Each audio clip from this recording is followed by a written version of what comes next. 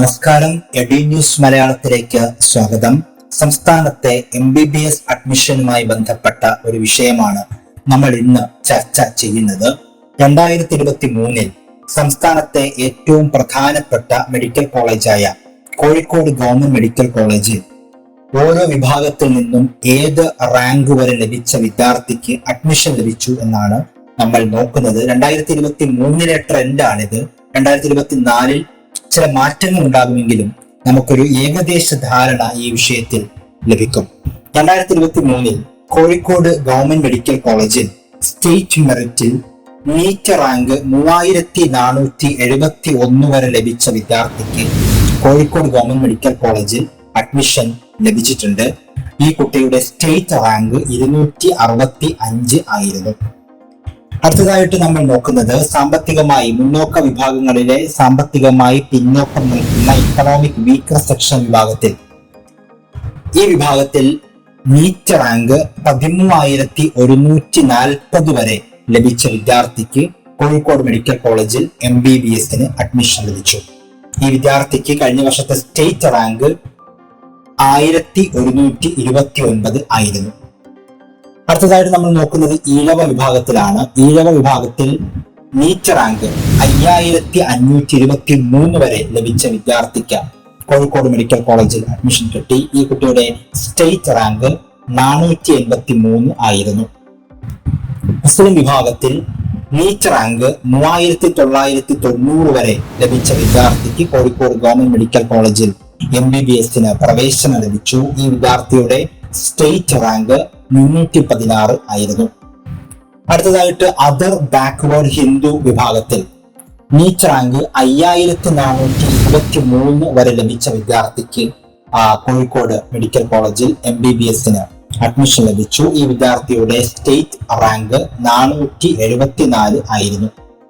ഇനി നോക്കേണ്ടത് Latin Catholics and Anglo Indian വിഭാഗത്തിൽ നീറ്റ് റാങ്ക് 8,753 വരെ ലഭിച്ച വിദ്യാർത്ഥിക്ക് ഇവിടെ അഡ്മിഷൻ ലഭിച്ചു. ഈ വിദ്യാർത്ഥിയുടെ സ്റ്റേറ്റ് റാങ്ക് 737 ആയിരുന്നു.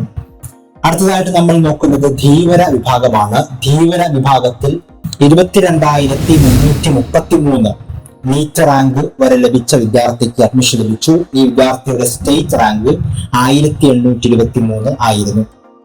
വിശ്വകർമ്മ വിഭാഗമാണ് അടുത്തത്. വിശ്വകർമ്മ വിഭാഗത്തിൽ 5,297 നീറ്റ് റാങ്ക് 5,297 വരെ ലഭിച്ച വിദ്യാർത്ഥിക്ക് കോഴിക്കോട് ഗവൺമെന്റ് മെഡിക്കൽ കോളേജിൽ MBBS അഡ്മിഷൻ ലഭിച്ചു.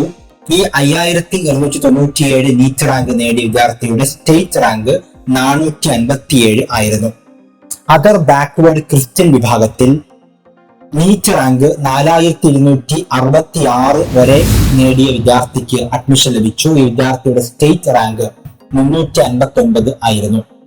അടുത്തതായിട്ട് കുടുംബി വിഭാഗമാണ്. കുടുംബി വിഭാഗത്തിൽ നീറ്റ് റാങ്ക് 79,149 വരെ ലഭിച്ച വിദ്യാർത്ഥിക്ക് അഡ്മിഷൻ ലഭിച്ചു. ഈ വിദ്യാർത്ഥിയുടെ സ്റ്റേറ്റ് റാങ്ക് 6,891 ആയിരുന്നു.